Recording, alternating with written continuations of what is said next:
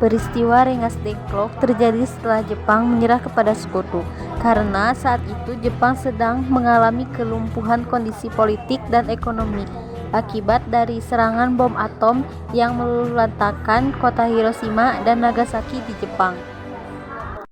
Berita kekalahan Jepang dari Sekutu tidak seketika tersiar ke berbagai negara.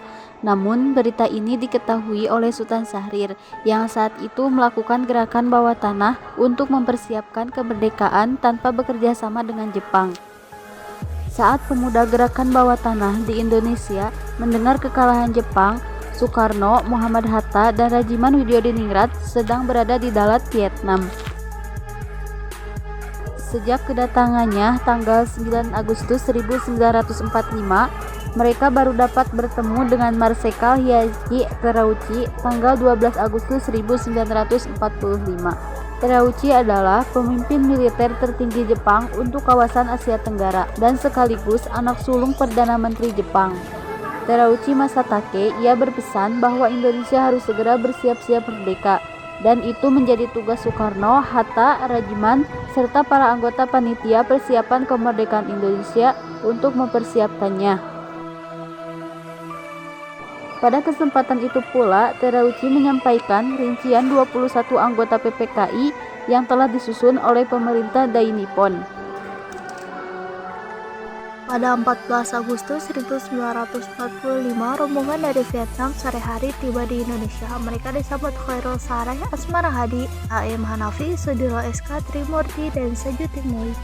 Mereka mencegatnya di sekitar Kemayoran, Jakarta, meminta Bung Karno sekaligus memberitahu bahwa Jepang sudah menyerah hari itu. Pada 15 Agustus 1945, Sultan Syahrir bertemu dengan Soekarno dan Hatta. Ia membicarakan soal detik-detik kemerdekaan, namun Soekarno dan Hatta masih satu suara bahwa ada prosedur untuk kemerdekaan. Malam harinya, para pemuda dari kelompok Menteng 31 antara lain Chairul Saleh, Johar Nur, Abu Bakar Lubis, Armansyah, dan Subadio Sastratomo berkumpul di belakang Ejikman Institute. Kali ini Wikana turut serta bersama Aidit. Mereka kembali membahas rencana proklamasi kemerdekaan Indonesia.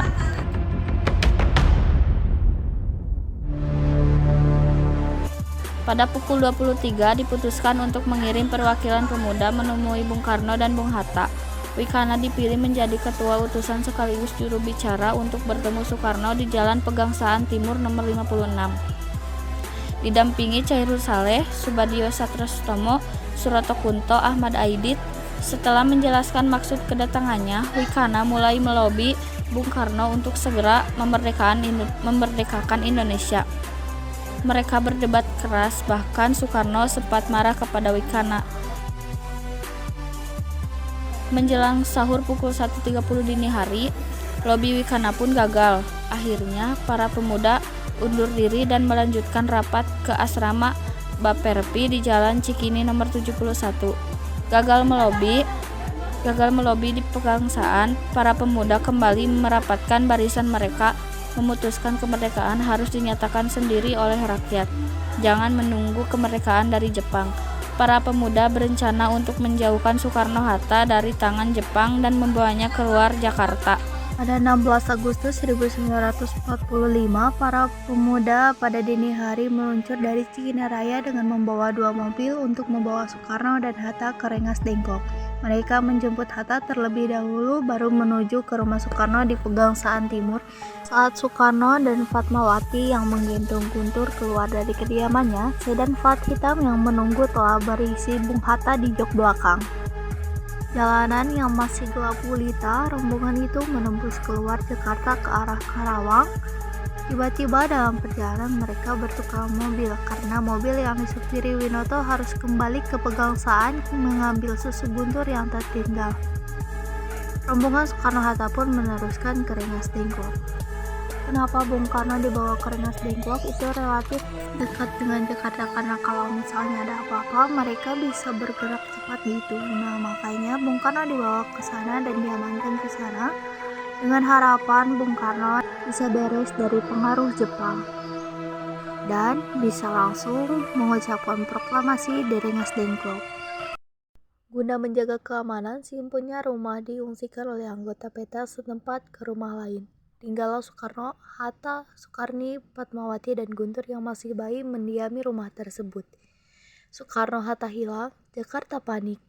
Politik yang mungkin diharapkan oleh Syahrir CS dengan penculikan Soekarno, Hatta, bahwa mereka akan mendapatkan dukungan yang lebih besar, tapi ternyata juga enggak kan. Pada akhirnya yang menentukan tetap Soekarno-Hatta gitu.